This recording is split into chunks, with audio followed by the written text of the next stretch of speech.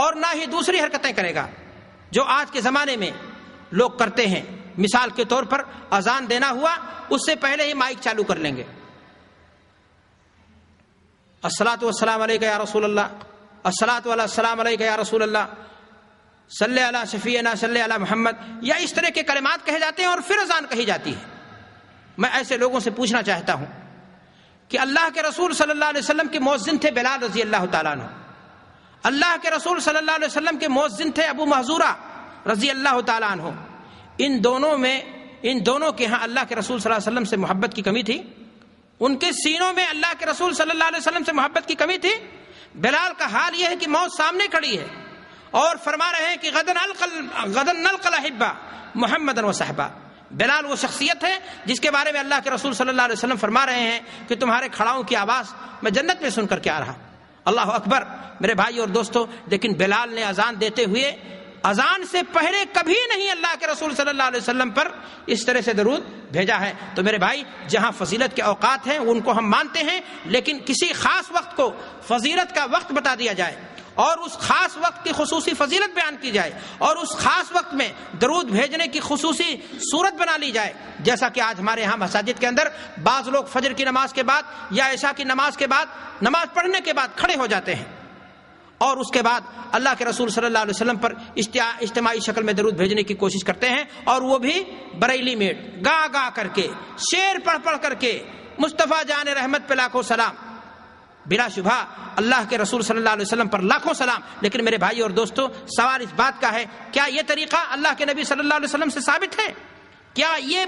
مخصوص انداز اللہ کے رسول صلی اللہ علیہ وسلم سے ثابت ہے کہ مائک پر عبادت کی اپنی تشہیر آپ کر رہے ہیں؟ اللہ کے رسول صلی اللہ علیہ وسلم کے صحابہ کیا اسی انداز سے درود پڑھا کرتے تھے؟ تو میں آپ سے عرض کرنا چاہتا ہوں کہ اللہ کے رسول صلی اللہ علیہ وسلم نے درود کی فضیلت بیان کی ہے، اور وہ یقینی بات ہے، لیکن فضیلت اسی شخص کو حاصل ہوگی جو درود کے انہی الفاظ کو پڑھے گا جو حبیب کبریا حضرت محمد الرسول اللہ صلی اللہ علیہ وسلم سے ثابت ہیں۔ اور دوسری چیز اس کے پیش نظر یہ بھی رہے کہ وہ درود کے تعلق سے کسی بھی طریقے سے بدعت کا شکار، خرافات کا شکار، جٹلیات کا شکار، واہی اور تباہی روایتوں کا شکار نہ ہو اور پگڈنڈیوں پر نہ چلے، بلکہ صراط مستقیم پر وہ قائم رہے۔ میں نے آپ سے کہا کہ وہ اوقات جن میں خصوصیت کے ساتھ اگر اللہ کے نبی صلی اللہ علیہ وسلم پر درود بھیجا جائے تو اس کی فضیلت بڑھ جاتی ہے، انہی اوقات میں سے اذان کے بعد۔ اذان آپ نے سنا، ایکول ٹو آپ نے جواب دیا، اور اس کے بعد آپ اللہم صلی علی محمد درود ابراہیمی پڑھیے، اور اس کے بعد آپ اذان کے بعد کی کیا کریے؟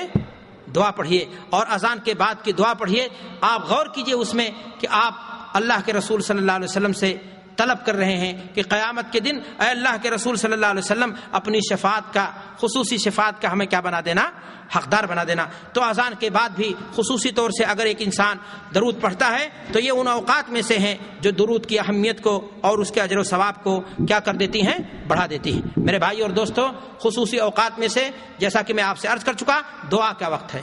دعا کے شروع میں اور دعا کے بعد میں، اس لیے کہ دعا اس کے بغیر قبول نہیں ہوگی، تو گویا اس کے خصوصی اوقات میں سے ہے کہ وہاں پر انسان کو کیا کرنا چاہیے کہ انسان درود بھیجے۔ اسی طریقے سے مسجد میں داخل ہوتے وقت ایک انسان کو چاہیے کہ اللہ کے نبی صلی اللہ علیہ وسلم پر درود بھیجے، اور اس کے بعد مسجد میں داخل ہونے کی جو دعا ہے اس کو پڑھے اور مسجد کے اندر وہ تشریف لائے۔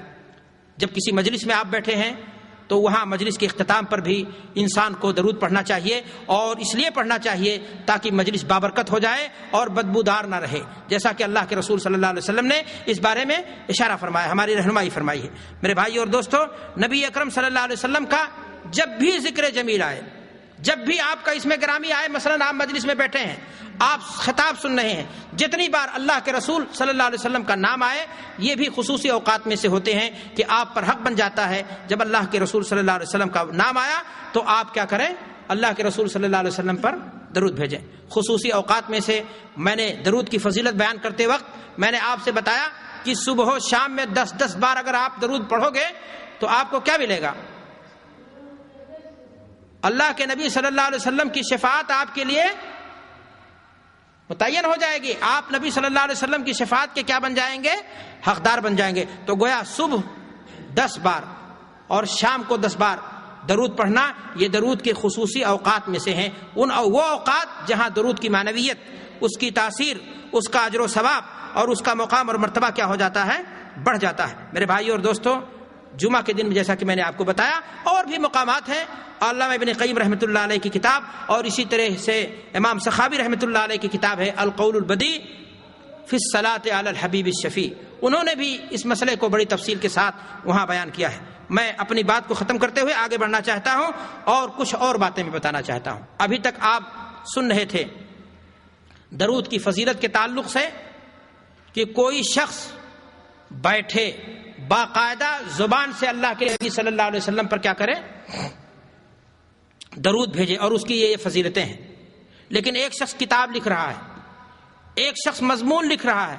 ایک شخص آرٹیکل لکھ رہا ہے، خط لکھ رہا ہے، اور اس میں اللہ کے رسول صلی اللہ علیہ وسلم کا ذکر جمیل ہے، نام آ رہا ہے، آپ صلی اللہ علیہ وسلم کی کسی حدیث کو کوٹ کر رہا ہے، تو ایسے شخص کے لیے کیا سنت ہے؟ تو میرے بھائی اور دوستو، ایسے شخص کے لیے جو کتاب لکھ رہا ہے، جب اللہ کے رسول صلی اللہ علیہ وسلم کا نام آئے تو وہاں پر صلی اللہ علیہ وسلم کہہ لے، یا وہاں پر صلی اللہ علیہ وسلم اس جگہ کیا کر دے؟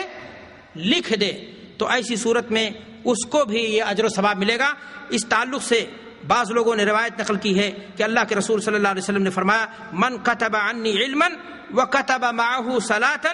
لم يزل في اجر ما قرئ ذلك الكتاب، جب تک وہ کتاب پڑھی جائے گی وہاں پر صلی اللہ علیہ وسلم جو لکھا رہے گا،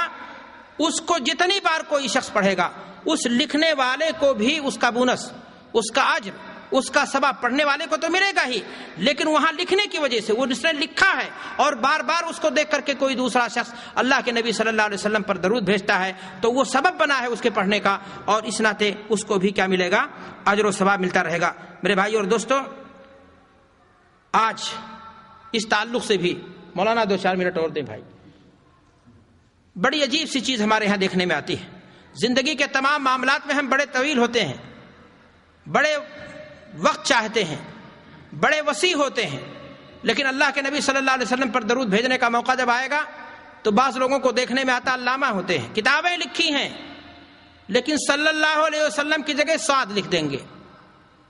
صلی اللہ علیہ وسلم کی جگہ سلام لکھ دیں گے۔ بلا شبہ ایسے لوگوں کو درود کی فضیلت نہیں حاصل ہوئی، بلکہ میں آپ سے کہنا چاہتا ہوں کہ اللہ کے رسول کی حدیث کے مصداق ایسا شخص بخیل ہے،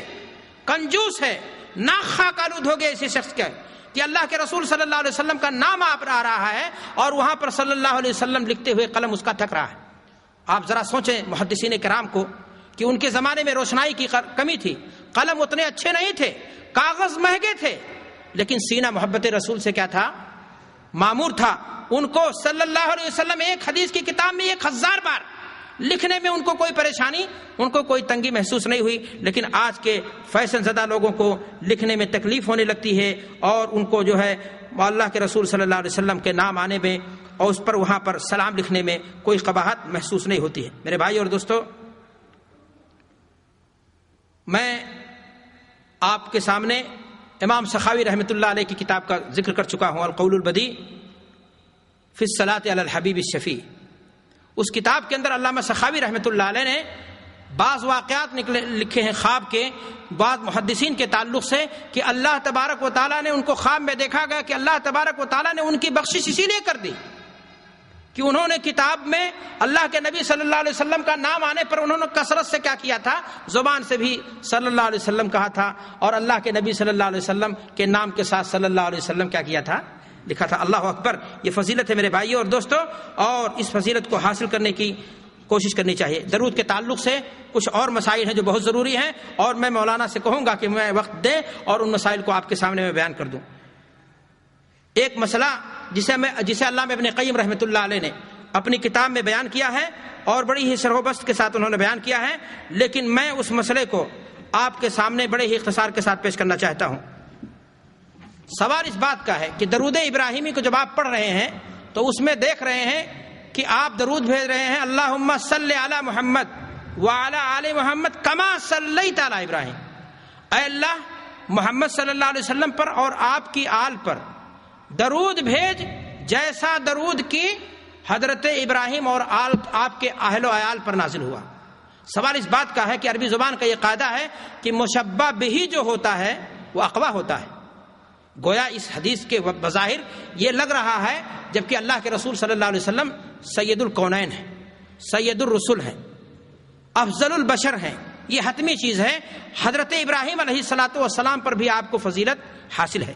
میں اپنی بات کو اور مختصر کرتے ہوئے آپ سے کہنا چاہوں گا کہ بظاہر یہ لگ رہا ہے کہ اللہ کے نبی صلی اللہ علیہ وسلم کے حق میں آنے والا درود کم ہو رہا ہے، اور ابراہیم علیہ الصلاۃ والسلام اور ان کے آل پر جو درود نازل ہو، اے اللہ ویسا درود ابراہیم اللہ ہمارے نبی محمد صلی اللہ علیہ وسلم پر بھی کیا کر دے، نازل فرما دے، جبکہ معاملہ اس کے برعکس ہے۔ اس لیے کہ اللہ کے نبی صلی اللہ علیہ وسلم بھی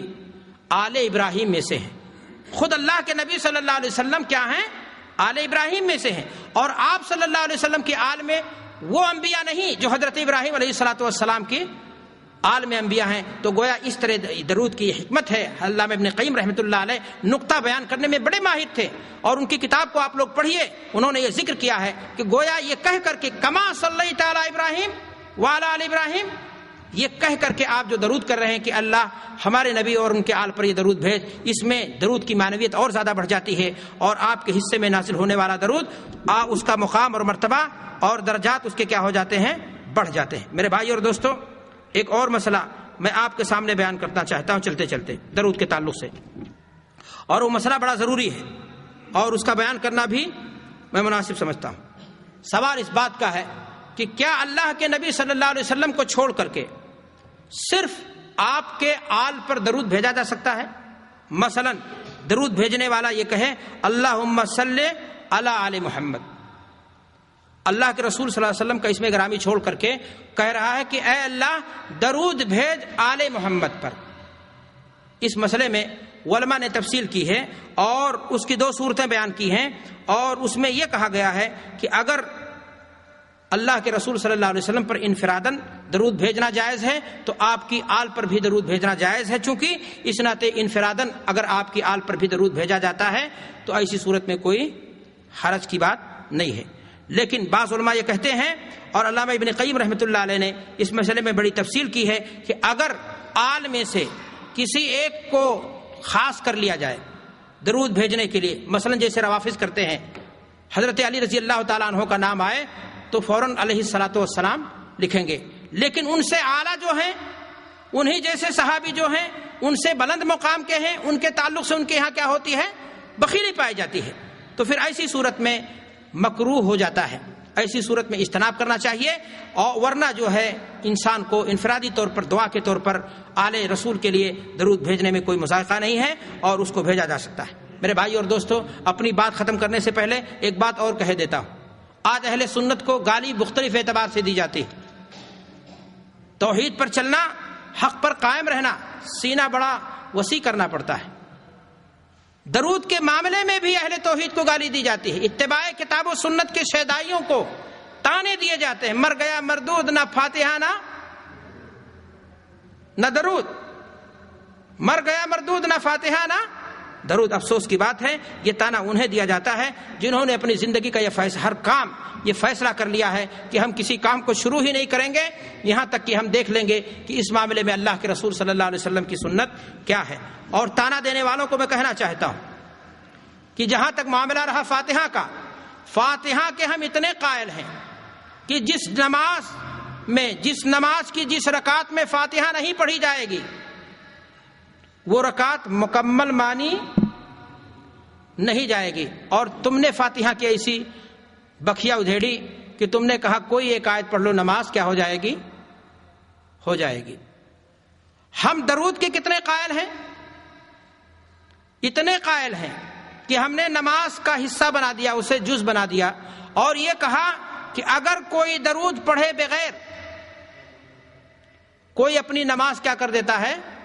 ختم کر دیتا ہے، تو اس کی نماز کیا ہو جائے گی، ناقص ہو جائے گی۔ اور تم نے جو اس کو تعلیم دی اس کو بتایا کہ تحیات پڑھ لے، اور اس کے بعد اگر پیچھے سے ہوا خارج کر دے تب بھی اس کی نماز کیا ہو جائے گی، سلامت رہ جائے گی۔ میرے بھائیوں، اسی کو کہتے ہیں کہ آسمان کا تھوکا ہوا جو ہے کس پر گرتا ہے، منہ پر گرتا ہے۔ میرے بھائی، لوگوں نے کہا کہ ہم نے جو ہے درود کی قدر نہیں کی، ہم نے فاتحہ کی قدر نہیں کی، ہم نے تو جنازے کی نماز کے تعلق سے بھی اللہ کے رسول صلی اللہ علیہ وسلم کی حدیث آپ کو سنا دی کہ اللہ کے رسول صلی اللہ علیہ وسلم کی حدیث صاف ہے کہ انسان دوسری رکعت میں کیا کرے گا، تم نے نہ تو فاتحہ کی تعلیم دی نہ درود کی تعلیم دی. کہا جنازے میں کہا بس پڑھتے رہو اور نماز کیا ہو جائے گی؟ ہو جائے گی. اور ہم نے کہا نماز ہے چاہے جنازہ تو اس میں فاتحہ ضروری, اس میں بھی درود ہم نے کیا کیا؟ ضروری کیا. اور ہم نے کوئی اپنے گھر سے نہیں کیا, اللہ کے رسول صلی اللہ علیہ وسلم کی صاف سیدھی اس سلسلے میں تعلیمات ہیں. اس ناطے ہم نے یہ بات کہی. میرے بھائی اور دوستو, میں ایک بات کہہ کر کے اب میں اپنی بات ختم کرنا چاہتا ہوں اور شیخ محترم سے معذرت کرنا چاہتا ہوں. مسئلہ یہ ہے کہ آپ اس طرح دینی مجلس میں بیٹھے ہیں, اب دینی مجلس میں بار بار اللہ کے رسول صلی اللہ علیہ وسلم کا نام آ رہا ہے, تو کیا درود ابراہیمی پڑھیں گے آپ؟ یا بولنے والا بول رہا ہے اللہ کے رسول صلی اللہ علیہ وسلم کا نام بار بار آ رہا ہے تو وہ درود ابراہیمی بار بار پڑھے گا؟ ایک مرتبہ آپ نے جب درود ابراہیمی پڑھ لی, جیسا کہ ہم لوگوں نے سنت پر عمل کرتے ہوئے خطبہ مسنونہ کے بعد پڑھا ہے, اس کے بعد پوری مجلس میں جتنی بار اللہ کے رسول صلی اللہ علیہ وسلم کا اس میں گرامی آ رہا ہے آپ اس پر صلی اللہ علیہ وسلم پڑھ لیتے ہیں. محدثین کا یہ طریقہ تھا اور کتب احادیث سے یہ بات ثابت ہے اور علماء نے اس کو قبول کیا ہے, صحابہ کرام نے اس کو قبول کیا ہے, اور یہ چیز آپ کے لیے کافی ہو جائے گی. اللہ سے دعا ہے کہ پروردگار عالم ہمارے سینوں میں اللہ کے رسول صلی اللہ علیہ وسلم سے محبت کی توفیق, محبت ڈال دے, اور ہمیں اللہ کے رسول صلی اللہ علیہ وسلم سے محبت کے جو تقاضے ہیں رب کریم اسے پورا کرنے کی توفیق عطا فرما. ہمیں اللہ کے رسول صلی اللہ علیہ وسلم پر کثرت سے درود کی توفیق عطا فرما, اور یہ درود ہمارے گناہوں کے لیے کفارہ, ہمارے درجات کے لیے بلندی کا سبب, ہمیں اللہ کی رحمتوں کا حقدار بنانے کا سبب, اور ہمیں قیامت کے دن نبی پاک صلی اللہ علیہ وسلم کی شفاعت کا حقدار بنا دیں. وآخر دعوانا الحمدللہ رب العالمین.